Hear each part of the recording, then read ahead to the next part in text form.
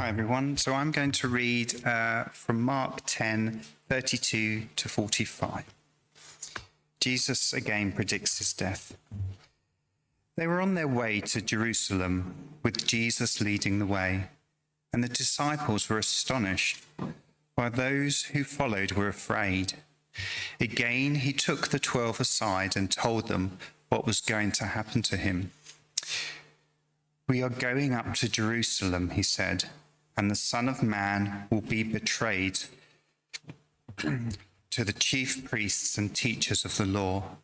They will condemn him to death and will hand him over to the Gentiles, who will mock him and spit on him, flog him and kill him.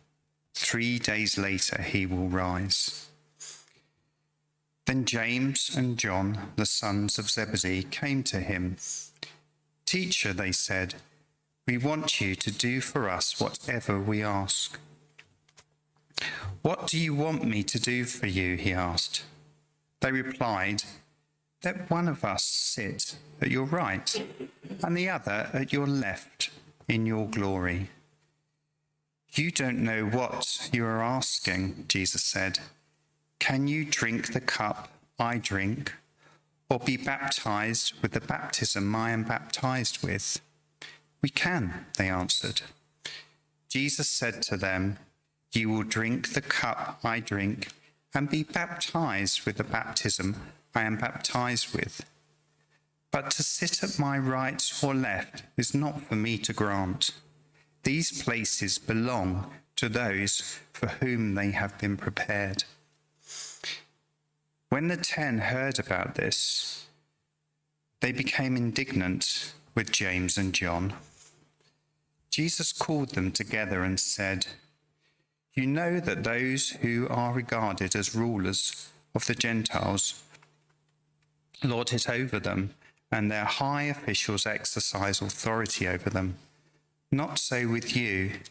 Instead, whoever wants to become great among you must be your servant, and whoever wants to be the first must be slave of all. For even the Son of Man did not come to be served, but to serve, and to give his life as a ransom for many." Amen.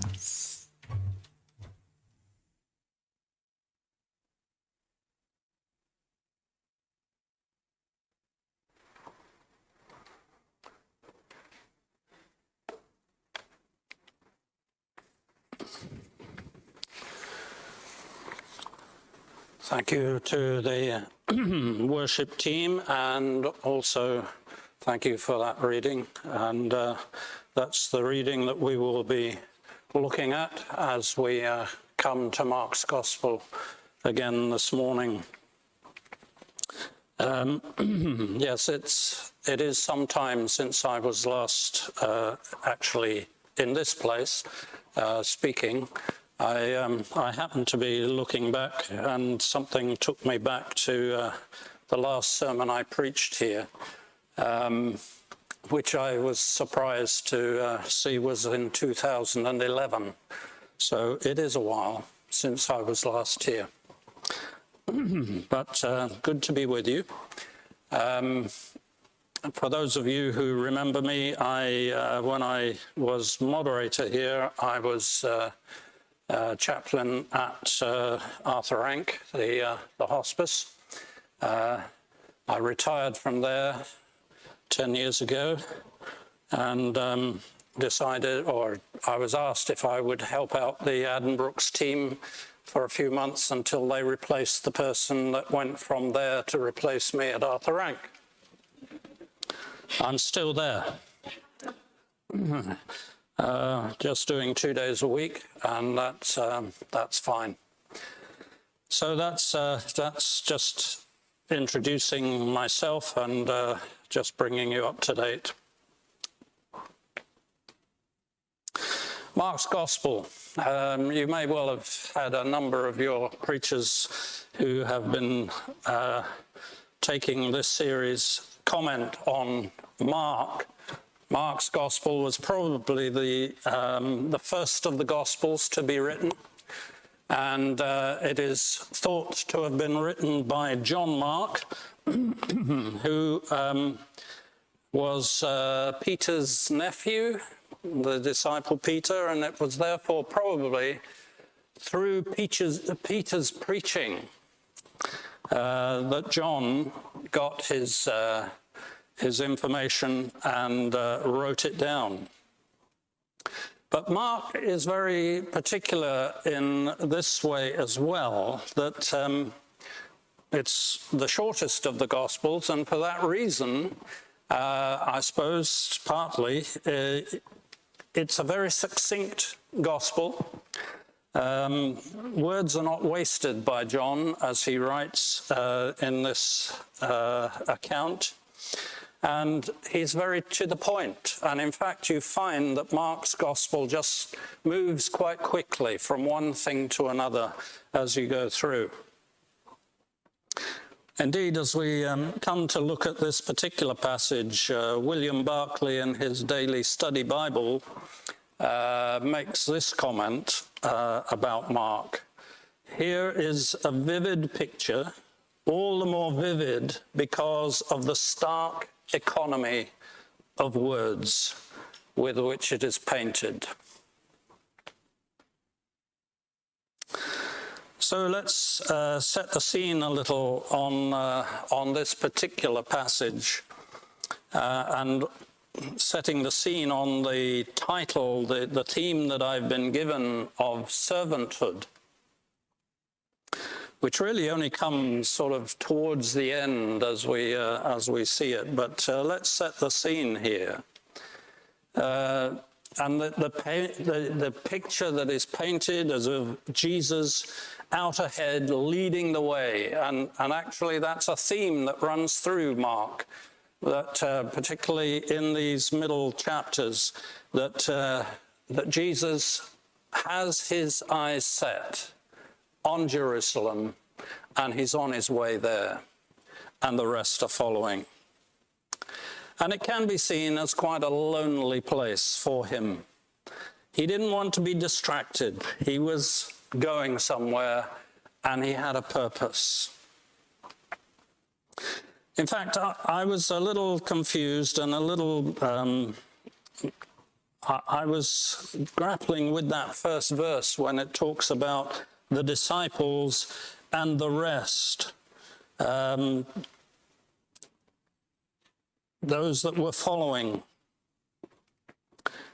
Where are we? Verse 32. They were on their way up to Jerusalem with Jesus leading the way, and the disciples were astonished, while those who followed were afraid. And it seems to break that group into two separate groupings. But I've looked at a number of the translations, and I think William Barclay probably, again, puts it better in not dividing those two, but reading it like this. They were on the road, on their way up to Jerusalem, and Jesus was walking ahead of them. They were in a state of astonished bewilderment, and as they followed him, they were afraid. So it's grouping all the disciples, whoever they were, not just the 12, but the rest, were together following Jesus. And they just didn't get it. They did not get what was going on, and were astonished, bewildered, confused, and fearful of what Jesus kept telling them. But again, I think this tells us something of Jesus.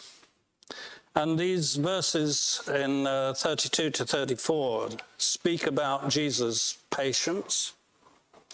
We read that this was the third time that he explains what was coming. And indeed, in chapter 8 of Mark, and then the second occasion, chapter 9, and then in chapter 10, we have these, he tries to tell them what was happening. And each time, it got a little bit more detailed. But his patience with them, they couldn't get it, but he kept on. Warren Wiersbe, in his commentary on these verses, says of these three occasions, chapter 8, in that first occasion when Jesus spoke to his disciples about what was happening, Peter is the one who responds to that first announcement by arguing with Jesus. You remember, he refuted the fact. He said, no, that's not going to happen. On the second occasion, in chapter 9, the disciples responded by arguing among themselves over who was going to be the greatest. And we'll touch on that a little later as well. But here, James and John arouse the anger of the other disciples and brought some disunity into the group, as we will see. Jesus' patience yet was displayed with them, but also his courage. He had set his focus on what was to come. And I was very struck by the comment that William Barclay makes about Jesus in this setting. He talks of two kinds of courage. There is the courage, which is a kind of instinctive reaction, almost a reflex action. The courage of the man confronted out of the blue with a crisis to which he instinctively reacts with gallantry, scarcely having time to think. And he adds, many a man has become a hero in the heat of the moment. So that's one type of courage, responding instinctively and reactively. But then he goes on, he says, there is also the courage of the man who sees the grim thing approaching far ahead, who has plenty of time to turn back, who could, if he chose, evade the issue, and who yet goes on. There is no doubt which is the higher courage, this known, deliberate facing of the future. That is the courage Jesus showed. He knew what was coming. He could have turned back. He could have decided not to go through with it. But no, he knew what he had to do, and he went forward. These verses, as we look at them, also say a little bit about the disciples, who I've said already were totally bewildered, confused, and just did not get what was going on. And as William Barclay says, in a state of astonished bewilderment. I love that phrase. And sometimes they just got things wrong. This incident of James and John coming to Jesus and asking, we want you to give whatever we ask of you. That incident is also recorded in Matthew's Gospel, but slightly differently. In Matthew's Gospel, the request is coming from Salome, the mother of James and John. And one of the commentators wonders whether Matthew felt that the request was unworthy of an apostle. And to save the reputation of James and John, he attributed it to the natural ambition of their mother. That's putting a hard thing on the mother, I think, but there we are. But that's how the commentator sees it, that actually to soften it for the disciples themselves, the mother is put in that place of being the one that was asking. However, William Barclay says this story shows us the honesty of Mark. It is told that a court painter painted the portrait of Oliver Cromwell. Cromwell was afflicted with warts on the face, and thinking to please him, the painter omitted the warts in the painting. And this is where a very well-known phrase comes from. When Cromwell saw it, he said, "Take it away and paint me warts and all."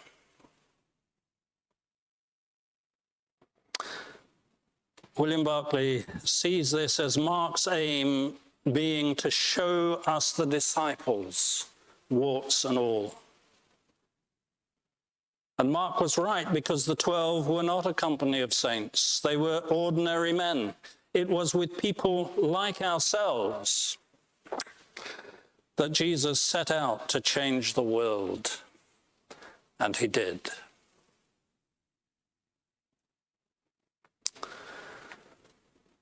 And as we look at the disciples in this situation, we see their inappropriateness.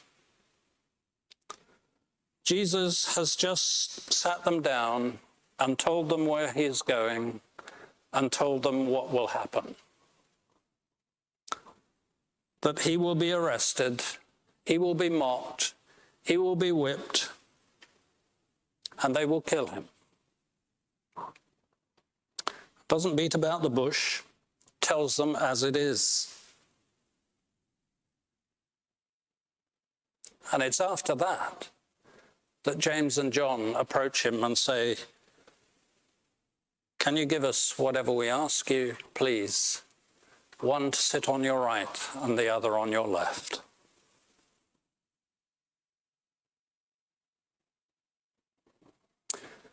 But look at the reaction of the other disciples. Their anger, was it because of the inappropriateness of James and John, I wonder? Was it because they also were bewildered and did not understand? Or maybe the other disciples showed up just as badly. When they were angry, no doubt they had wanted these places for themselves. And again, Warren Wiersbe says, no doubt they were unhappy because they had not thought of asking first.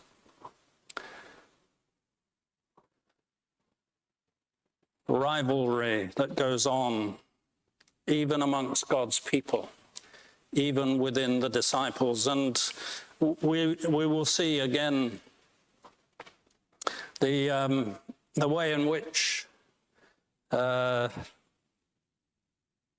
were arguing with one another on a number of occasions as to who was going to be the greatest.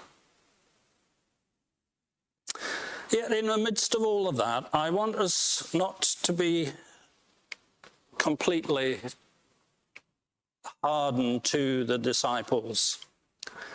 They did seem to have some understanding that Jesus was going to bring in his kingdom, that this was what was going to happen in Jerusalem. And maybe like so many other people, remember Palm Sunday, they were welcoming him in.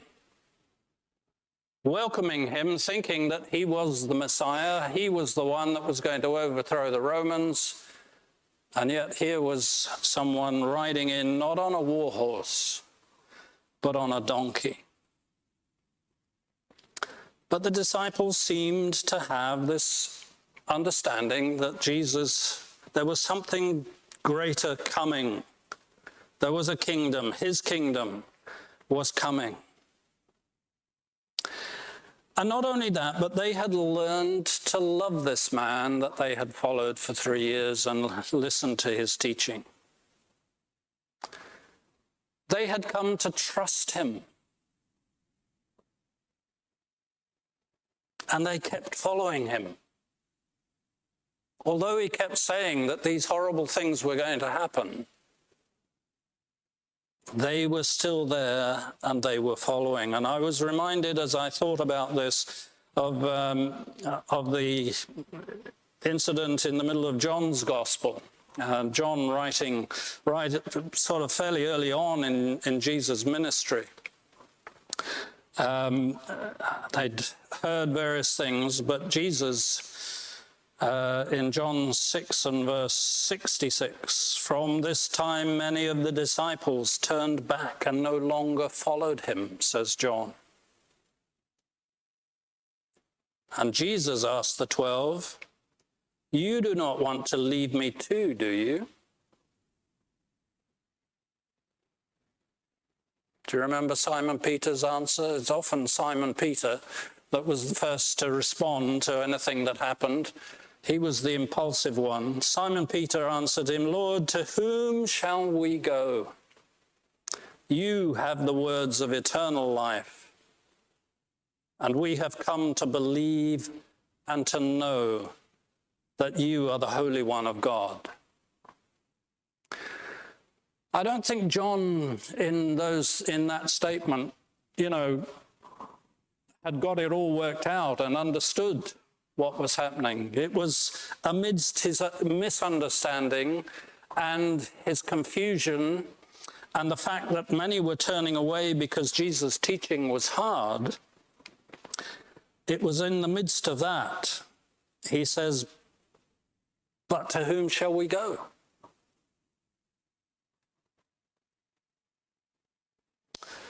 We have come to believe and to know.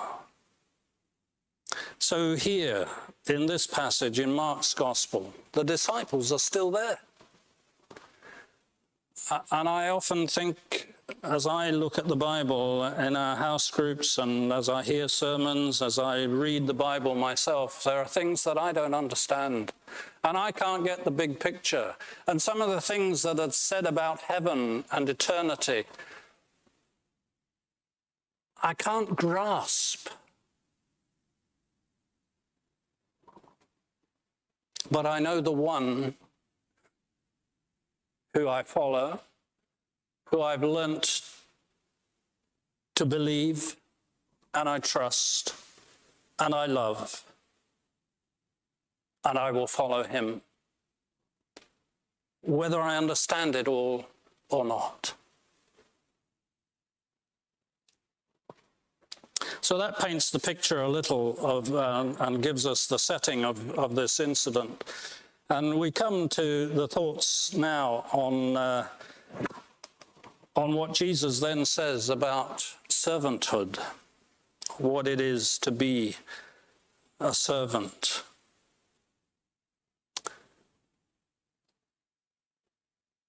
Mark 9:33. When he was in the house, he asked them, what were you arguing about on the road? But they kept quiet because on the way they had argued about who was the greatest. That's in chapter 9. And that follows the incident where Peter, James, and John had been chosen to go up the mountain when Jesus was transfigured. And when they'd come down, as they walked along the road, as they followed in Jesus' footsteps, maybe the other disciples, again, were a bit put out that they weren't there. Who is going to be the greatest? And sitting down, Jesus called the 12 and said, anyone who wants to be first must be the very last and the servant of all. He took a little child whom he placed among them. So I think the first point that we need to understand about our relationship with one another, our relationship in the church, our relationship to Jesus, is not that we are childish, but that we come to him in that childlike acceptance and trust.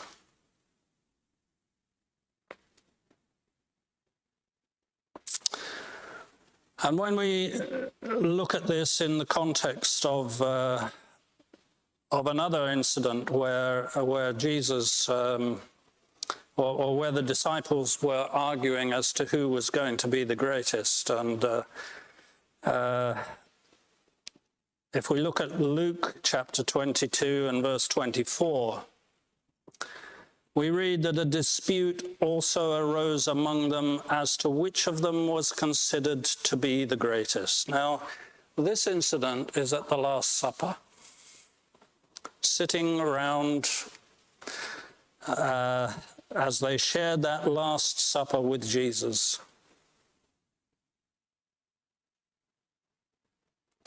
And Jesus, if you recall that Jesus had just, prior as they'd arrived, Jesus was the one that had taken off his robes, taken a towel, and gone and washed his disciples' feet. An act which was usually left to the lowest. And maybe that's what they were arguing about. Who's going to do the washing of the feet? Who's the least amongst us? The lowest of servants. But Jesus was the one that did that. And it's in the context of that Jesus said to them, "The kings of the Gentiles lord it over them, but I am among you as one who serves."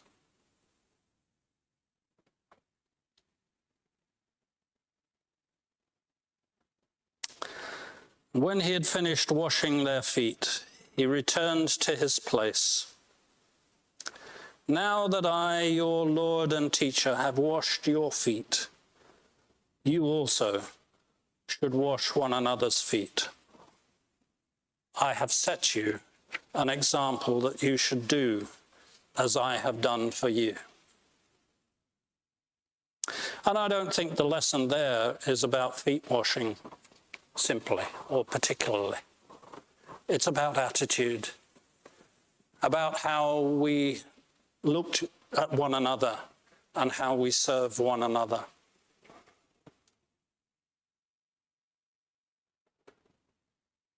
It was in the context of what I read in Matthew Henry's commentary, this comment that Christ shows them that dominion was generally abused in the world. And if Jesus would gratify all our desires, it would soon appear that we desire fame or authority and should often be ruined by having our own prayers answered. And it was that comment that took me back to the last sermon that I preached here, and I was given the title, something to the effect, what was it? "Why didn't I get what I prayed for?" What a subject to give to someone to preach on. Why didn't I get what I prayed for? But in the context of that, and I think I ended my sermon with this quote from David Coffey, who's a fellow minister and someone that I did part of my training with. David Coffey says, "We will spend eternity thanking God for the prayers he did not answer." Think about it in the context of what the disciples what James and John asked Jesus. Give us whatever we ask you, please. And our children are often think that the please is the magic word that will actually get what they ask for. But actually, sometimes we're not given that. And it is for our benefit and for our blessing. But I want to close today. I've been looking at this issue of servanthood simply by opening up various passages, various other passages in the Bible. But for me, the gold standard, if you like, is in Philippians 2. And I think you have it on part of it on your banner at the back there. I noticed as I was looking through from the front row here. Do nothing, this is Philippians 2 and verse 3, do nothing out of selfish ambition or vain conceit. Rather, in humility, value others above yourselves. Not looking to your own interests, but each of you to the interests of the others. That is a high calling, and something that does not come naturally to human beings. But it's something that our Christian faith calls us to. Considering others before ourselves. It's that attitude of serving others. And Paul goes on in this passage to give us what I call the gold standard. Because he says in verse 5, in your relationships with one another, have the same attitude of mind Christ Jesus had.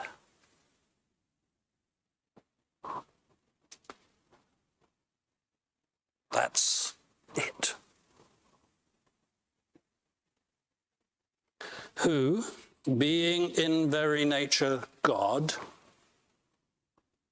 did not consider equality with God something to be used to his own advantage. Rather, he made himself nothing by taking the very nature of a servant, being made in human likeness. That is the wonder of Christmas. I know it's, sorry for mentioning that word, it's a while yet. But that is the wonder of Christmas, the incarnation, God become man. God stepping out of, God the Creator, stepping out of heaven, stepping into his creation and becoming human. Verse 6, being in very nature God. Verse 7, taking the very nature of a servant, the very being of a human. So from being God, being human, and being found in appearance as a human being, he humbled himself by becoming obedient to death, even death on a cross.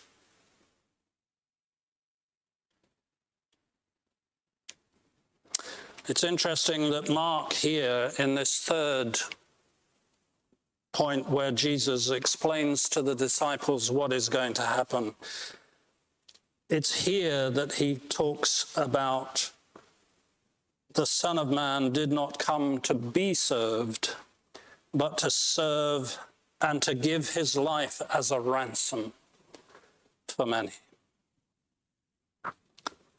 Becoming obedient to death, even death on a cross. That's the measure, that's the standard that we are set, the example. The washing of the disciples' feet, Jesus says, I have set you an example. But more than that, as Paul points out here in Philippians, that it is the example of his being, coming as a human being, the example of him giving himself upon the cross at Calvary. That sort of giving is what is expected of us as we serve one another. And that passage in Philippians ends by, or that particular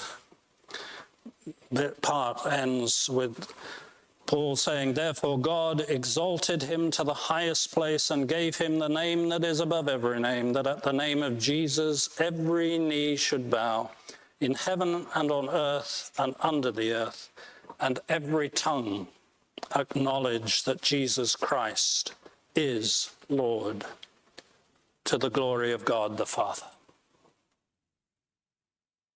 Jesus says to James and John, "It's not my place who sits on my right and who sits on my left. That is the Father's gift."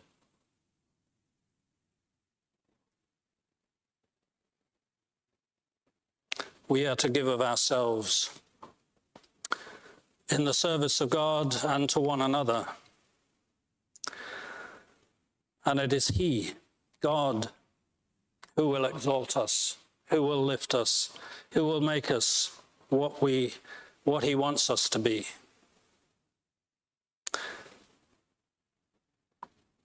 And at the name of Jesus, every knee shall bow. Not just those that acknowledge Him, but every knee. Whether it be in willing submission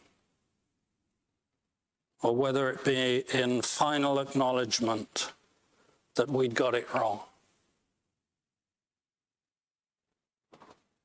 Jesus Christ is Lord.